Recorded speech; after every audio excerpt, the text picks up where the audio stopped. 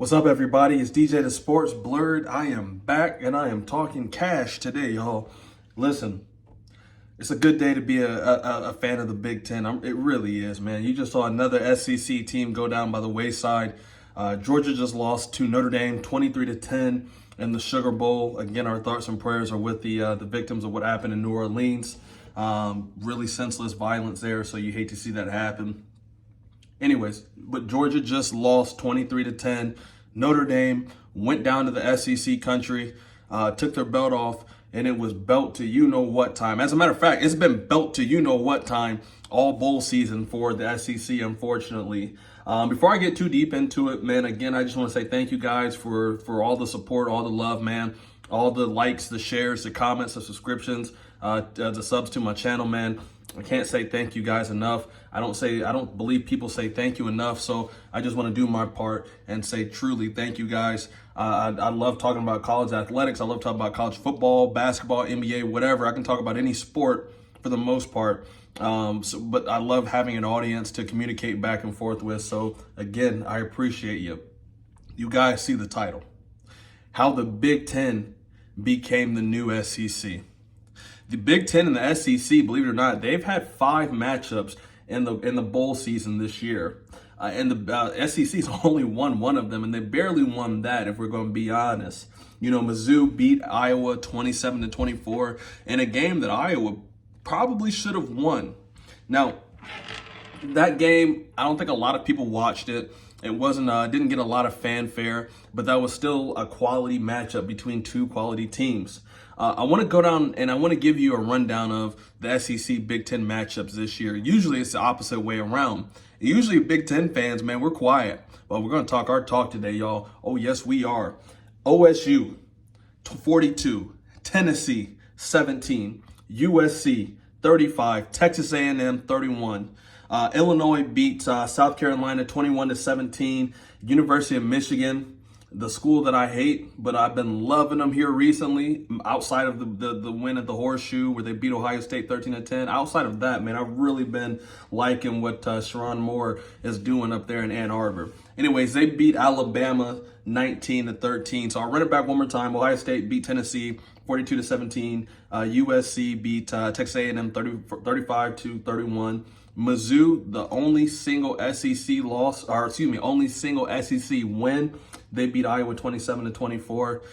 The Big Ten and these head-to-head matchups, guys, have outscored the SEC 141 points to 105. Complete domination. And now we're seeing the role switch here from, you know, the SEC, the once powerhouse, to now the Big Ten is coming out guns blazing this bowl series, and it's only going to get worse for the SEC.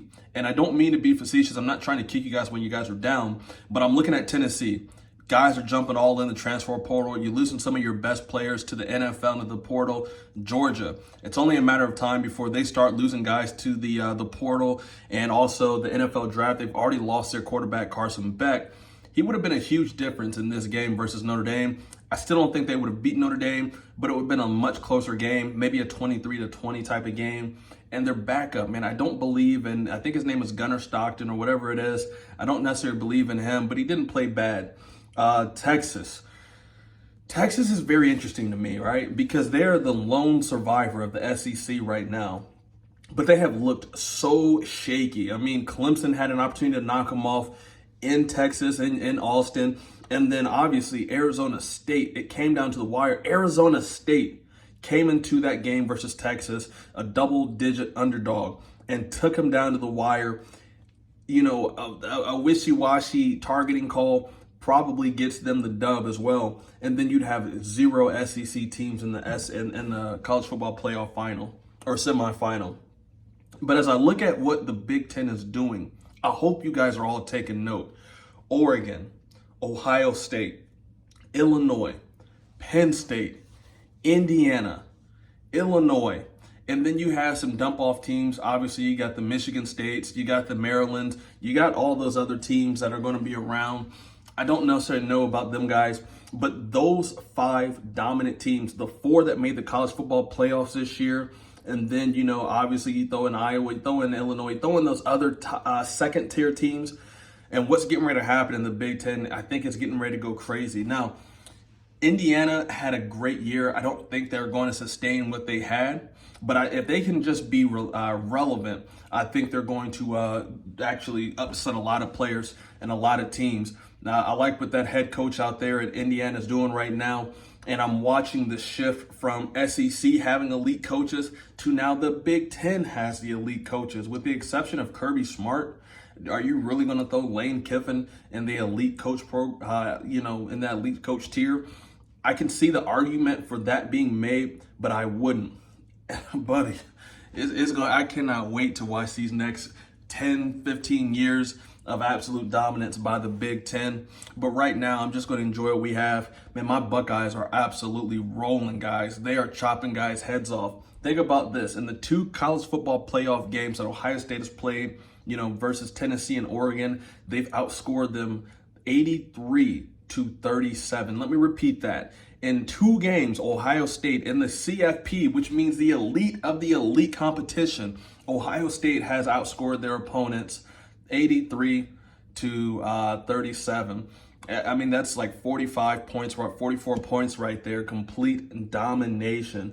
Ohio State went from like the number 2 or 3 betting favorite to win it all to the clear favorite number 1. This is what we wanted to see out of that $20 million roster. Ryan Day, I tip my ball cap to you, man. And if you're still on the sideline about if Ryan Day should get fired, if Ryan Day shouldn't get fired, what he's done in these last 2 games, coming off that Michigan loss, you got to tip your ball cap to that man. And you got to give credit where credit's due. If you're going to call him out, if you're going to criticize him, you then got to give credit where credit's due. Going into the SEC, Kirby Smart's always going to be a great coach, y'all. I have the utmost respect for him. When Ohio State played Georgia, C.J. Stroud's last year, I think it was in the Sugar Bowl. That was probably one of the best games that I've ever seen. And the difference was in the coaching. Ryan Day was simply out-coached by Kirby Smart. So I'm always going to have a lot of respect for that Georgia Bulldogs team. Really got to see what they're going to do. Oklahoma and Brent Venables, they're falling by the wayside. They're falling quick, y'all. Steve Sarkisian in Texas, do you really trust Steve Sarkisian? Let's be honest. It's just me and you talking. Do you really trust Steve Sarkisian? I know I don't. I mean, I think he's a good head coach, but I don't think he's a great head coach. Lane Kiffin in Ole Miss, I trust him to an extent. And then finally, Kalen DeBoer in Alabama. Alabama fans gave OSU fans a lot of flack for wanting to get Ryan Day out of Columbus. But you guys are the biggest hypocrites of them all, because I hear so many Alabama fans right now calling for Kalen DeBoer's job. After 1 year, y'all, listen, the team underperformed this year. You guys thought that Nick Saban would hire a successor, and you guys would not miss any punches. But you guys got to give Kalen DeBoer some time. The difference between Ryan Day versus Kalen DeBoer, Ryan Day's 1-4 versus our biggest rival, and he's lost so many big-time games. I never once called for his job, but I also could understand the argument that it was time for him to go. But Kalen DeBoer, Alabama fans, you guys want to get on Ohio State fans for calling on Ryan Day? Biggest hypocrites in the game, Alabama fans. Hands down. Listen, I respect Alabama. I respect Nick Saban. I respect the Crimson Tide. But you guys can't have it both ways. You guys can't call it Ohio State for wanting their coach gone, and then on the same hand, want your coach gone. I was listening to Paul Feinbaum the other day, and he said what's going on in Alabama is a complete mess right now, y'all. And I think that's more indicative of the SEC at large. I think it's a complete mess. I think that Texas is going to fall by the wayside, here in about a week versus Ohio State. And I think the SEC is going to be dead and gone. They'll still be relevant. They'll still press for a couple of good teams. I mean, LSU is a good enough team to make some noise next year. But I don't trust, Brian Kelly. I don't trust Brian Kelly to win the big one. I've seen him at Notre Dame. I've seen him at Cincinnati. And now I've seen him at LSU. And it's the same song and dance every time with Brian Kelly. He's going to be good. He's going to keep y'all relevant. But he loses games where he absolutely shouldn't lose. But those are my thoughts, man.